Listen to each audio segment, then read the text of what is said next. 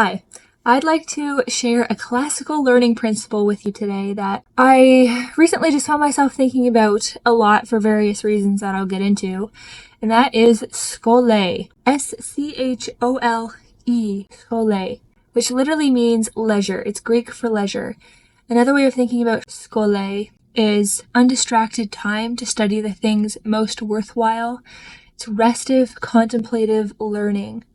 And so, I've just been thinking, how can I live a life of schole? How can I make my reading, my learning, my independent studies, my writing, how can I just make them leisurely, pleasurable? Maybe you're like me and you realize I can't even slow down enough to read a long poem, for example, or read a few chapters of a book without getting really distracted and fidgety. If that sounds like you, then schole is a principle that might interest you and might just change your life. So restful learning can come from discussion, reflection, good conversations with friends. For the Greeks, this was the noblest thing. It was one of the highest activities of human existence. And interestingly, the opposite of schole is askolia. And again, I don't know if I'm pronouncing these things right at all, but askolia, which is regular work. It's the thing that keeps you from doing schole. It's the thing that puts the bread on the table, but it's not the slowing down to read and think and discuss things at leisure. Schole to the Greeks was a higher thing than askolia. Before I get into kind of a how to create space for undistracted, unassessed time to study and read the things that are most important to you, I just want to talk very briefly about my life and why I need this in my own life. So the problem with me, I have a very extensive list of interests, things I'd like to be doing, and things I should be doing. And by interests, I mean like intellectual and creative interests. So for example, I'll come home from teaching all morning and I'll have an afternoon with about 4 free hours before my husband comes home. And I have the freedom to do whatever I'd like. So what to choose? The sheer amount of options for me with so many interests and so many things on the go can be debilitating. What I should do, arguably, is work ahead on my homework assignments or lesson prep for the next day.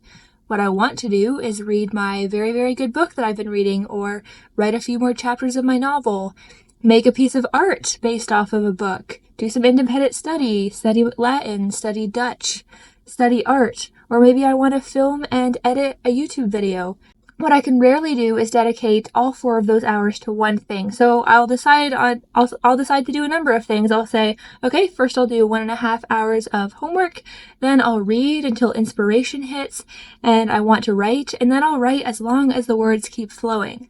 This could be a really productive afternoon where each activity that I do is satisfying and successful, or each activity might feel rushed and scripted, thus creating a self-imposed pressure and anxiety where I'm always thinking ahead or behind and qualifying and comparing my experiences rather than living fully in them, or moving slowly through them and savoring every moment of them, not worrying about a thing, with no clock ticking or awkward peering over my shoulders. So I always feel that, right? Like I need to be in a rush, like, okay, the next thing is coming up, I need to do this next thing. And that pressure can suck the joy and the productivity out of that 4 hours of time that could be leisurely spent enjoying a task and really learning and getting the most out of it. An afternoon of schole. How do you create the space? How do you put aside this time for restful engagement with the true, the good, and the beautiful? Well, a life of leisurely learning starts with loving to learn. If you love to learn, okay, great place to start. Then you need to recognize that learning in itself is a good and a worthwhile activity, even if there's no assessment or praise at the end of it, and even if it's not formally recognized by a diploma or a piece of paper at the end of it. Well, why is learning a good thing?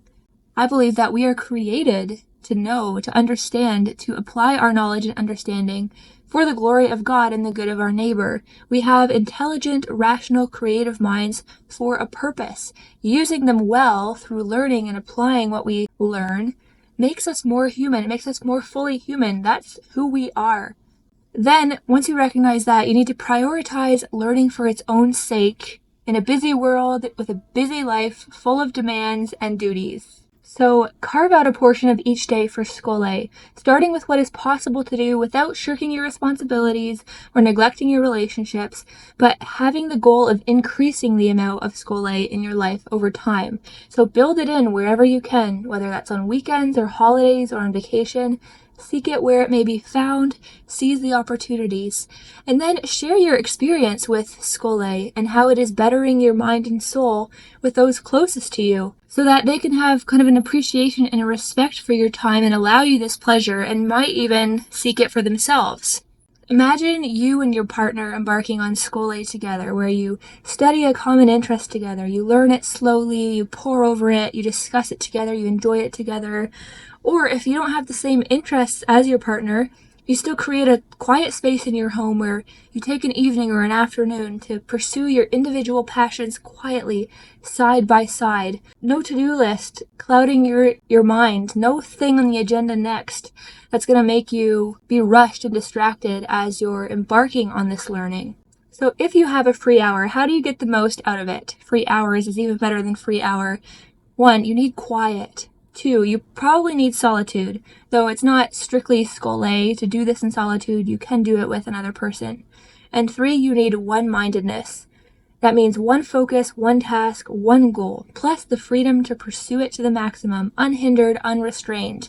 And if you come off fully satisfied, having plundered all that you could from those Egyptians, then you can look around and think, what's next? How do you achieve one-mindedness? Well, for busy minds, for a lot of the times female minds, it's not a natural thing. So here's some ideas that might just help you do so.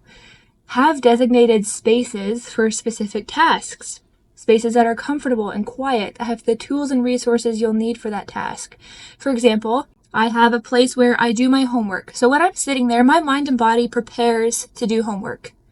I have a place where I do my creative writing. So when I'm there, my mind is automatically like, it's writing time. I have a place where I read, so my mind automatically thinks it's reading time.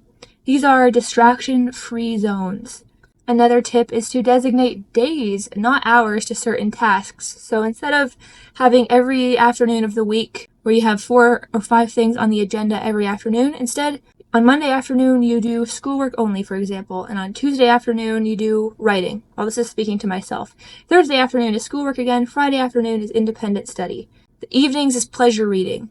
So now you have these bigger blocks of time designated for one task. And then go in without a to-do list so that you can just have one thing to do and you can sit down and do it slowly and enjoy leisure and schole. Alright, I'm about to spend the afternoon schole fashion, focusing only on my immediate history homework. First I'm going to tidy up, get my space ready, then I will just get into it and take my time and work slowly and just enjoy the process and try not to be thinking ahead or thinking too much about what else I could be doing. We'll see how this goes.